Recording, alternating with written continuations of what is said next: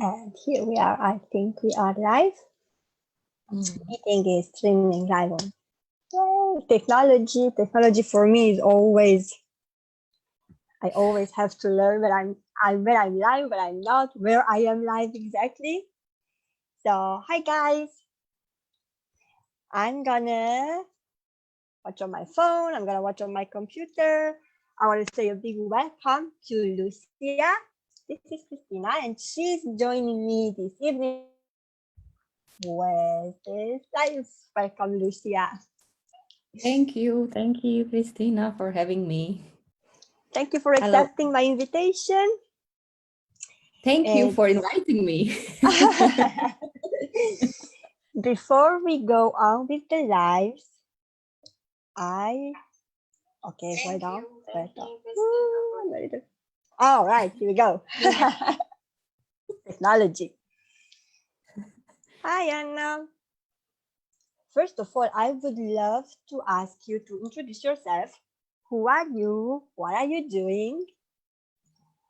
And yeah, okay. So thank you very much for having me and having that pleasure to talk about very interesting topics, at least for me.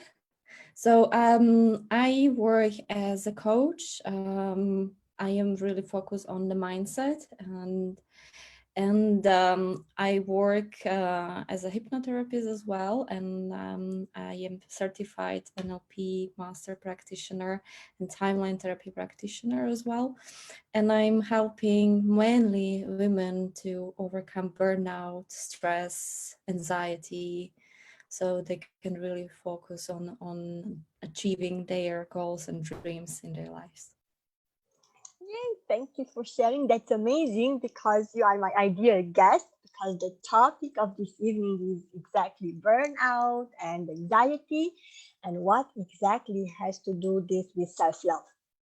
Because this is the third of a series of 6 lives where we are talking about self-love, what is self-love, self-worth, and what exactly does it mean? Because I realized that even though nowadays people talk a lot about self-love, they don't really know what exactly does it mean.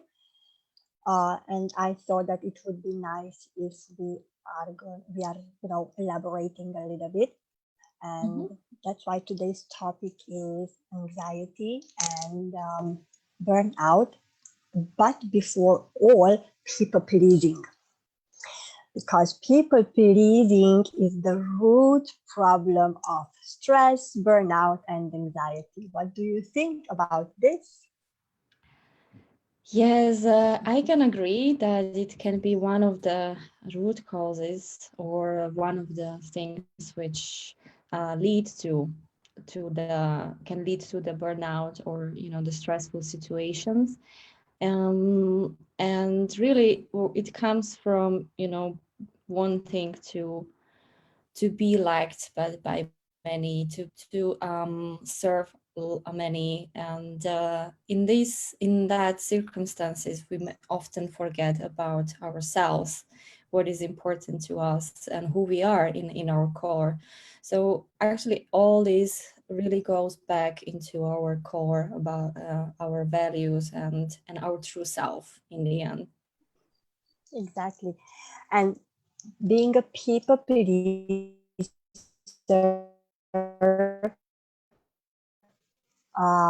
in my case from childhood, where you have been told that you have to be a good girl, you have to listen, you have to help everybody, and growing up with with knowing that, oh, I have to be a good girl, I have to help, you bring this in your adulthood, and you are going to say yes to many people, even when deep down inside you would like, no, I don't want to do this.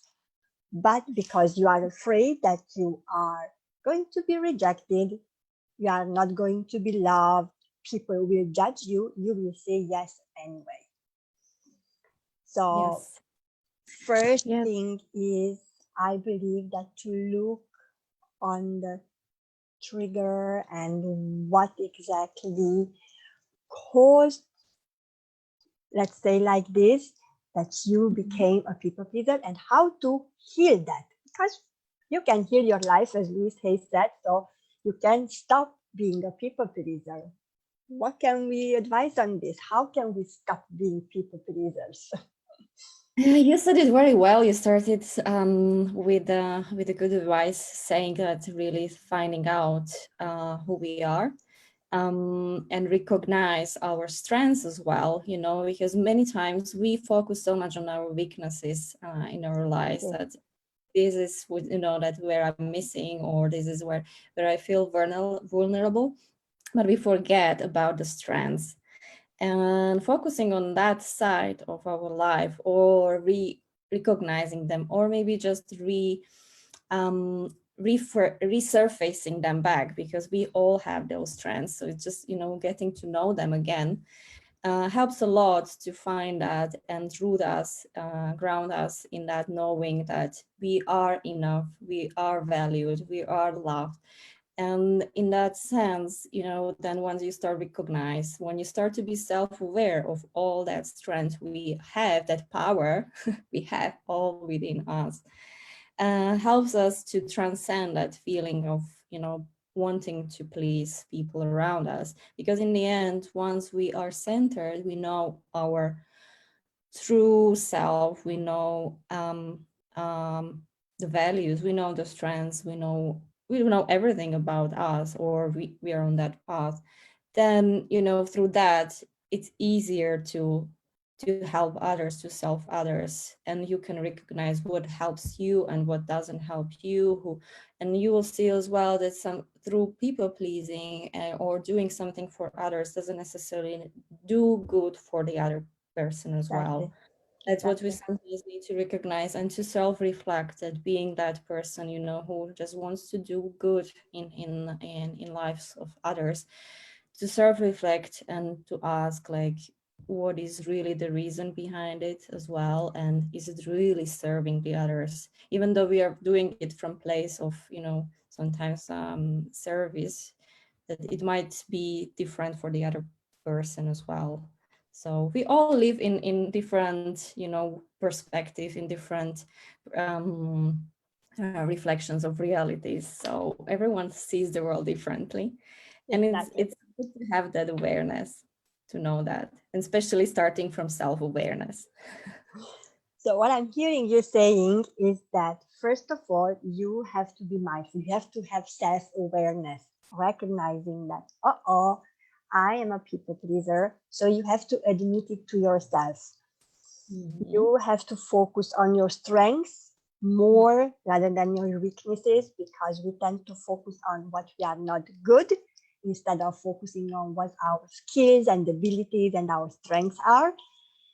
And I'm hearing you saying that it needs self-reflection, because at the Mhm. end of the day, helping people, trying to please everyone, it doesn't really help them, right? So solving their problems for them, we might make more harm. We might do more harm.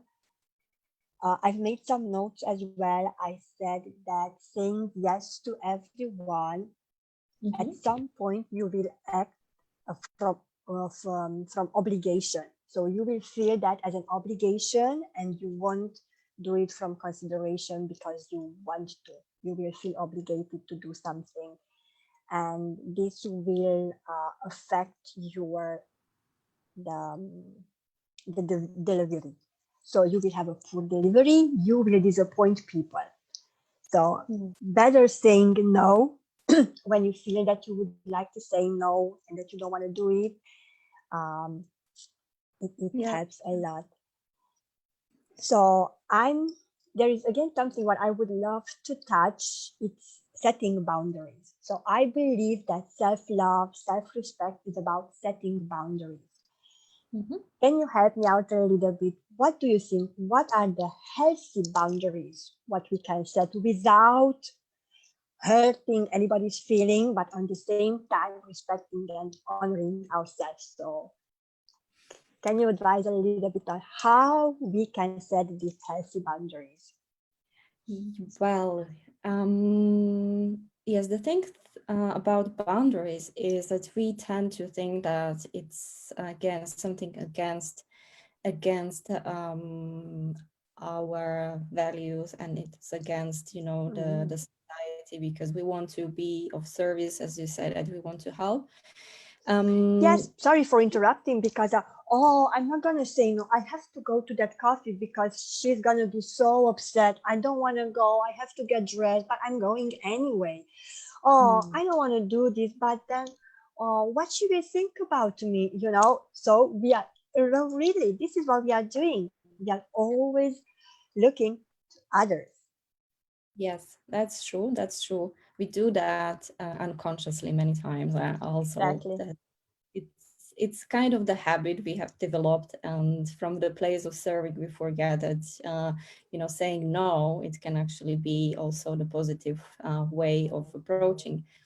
So the healthy boundaries are basically really be true to yourself. That's like the base of that, to reflect on and ask ourselves really honestly, like, what would be the real answer if I think about it, like, what is it that I really want to do? Like, that first step is, again, self-awareness, self-reflection, to know, okay, is it something I want to do, or I don't want to do, to know the reasons behind it, why I feel about it as well. And then the second step is as well to communicate it in the right way. So, sometimes we think that it's we might offend people, that we refuse. That's the first thought we have.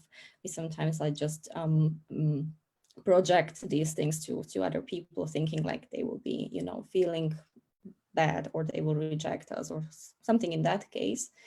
So thinking about this as well, and communicate it in a way that, saying that, all right, this is the real reason why I don't feel doing that. That could be one of the options, just to be honest with the other person as well, that if it's someone close to us enough that they know, saying really openly about our emotions, about our feelings, and which already opens up the space, that space safety, that we can be that vulnerable. And if we talk maybe about the environment, which requires a bit of assertiveness, which could be maybe the work-related environment. Well, here it's good to be firm, in a sense, to show our limits. And in the work environment, of course, we tend to be different than in a private environment. But just also being honest, and just say that this is what I can do today for you, and the rest I will do tomorrow. Is it okay for you? And see the reaction from that space again. So trying maybe to find, that kind of the balance, or just say that, I'm sorry, this is something I am not able to do, but I will do my best next time, or something in that sense, So again, showing that, I am accepting something, but I'm also showing that there are some limitations. So being, starting slowly, maybe for someone who is not really aware of the boundaries, that could be maybe that starting line to show that a bit of assertiveness in some point and find compromise. But everything is about the communication in the end. So instead of thinking how people would react, the Exactly. easiest way is just to communicate it. Exactly. This is beautifully said because communication is the key. Lack of communication can cause a lot of stress, and we've been talking about anxiety. What Oh, she yeah. will think. Maybe she won't think anything if you just communicate. Yeah, But yeah. for some reason, I realized that people don't really communicate. They are afraid of telling how they really feel. They are afraid of showing their vulnerability, which I think it's a strength actually. But many, I would say many hide this side of them because oh, I don't want to be vulnerable. I don't want to be that girl or that boy. So instead, but Yeah. with communication, simple, easy communication, we can solve quite a lot of things. So pretty easy. And another thing I've made a note is that taking full responsibility for your own life something what could help in setting boundaries, in learning to say no, and reducing much reducing stress and anxiety, taking responsibility for your own life first. Yes, definitely. Well, taking responsibility, it's basically even the word responsibility talks about the response. So response Mm, to life, to exactly. situations, which means taking an action. And it means that really you do everything what you feel is right. So it's responsibility means just about doing things and Exactly. being as much conscious as we can about the things, because with the responsibility comes sometimes even more uh, awareness. Mm, So, so it's good to think about it as responsibility helps us to move forward, helps us to maybe find another path, find another opportunities. Because once you take that responsibility, you will basically open up your world as well. That's how I see it. see it very well. There is a very simple exercise what I would love to ask you, kindly like to ask you to do whenever you feel. What you need is just a paper and a pen and write down this sentence.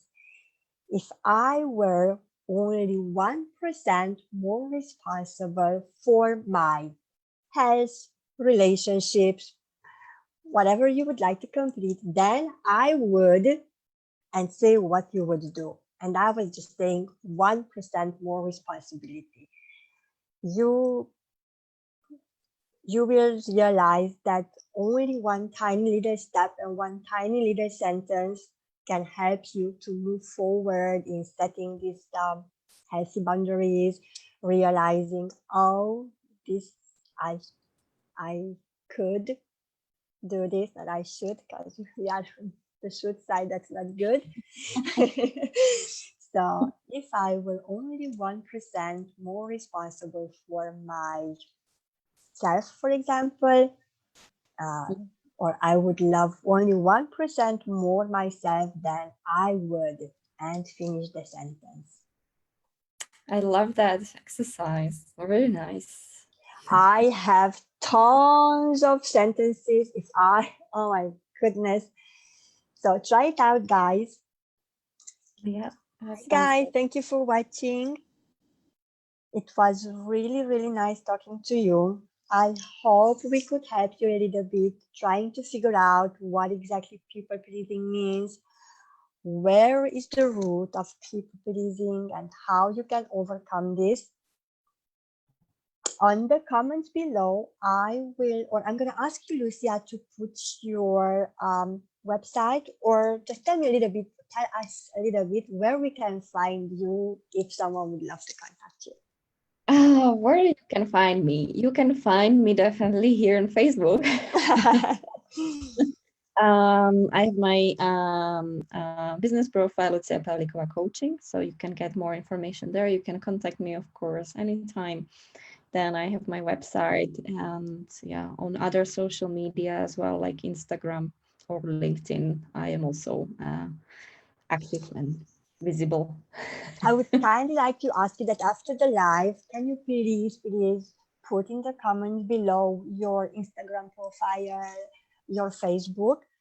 Mm. And as for me, guys, I would kindly like to ask you a huge favor.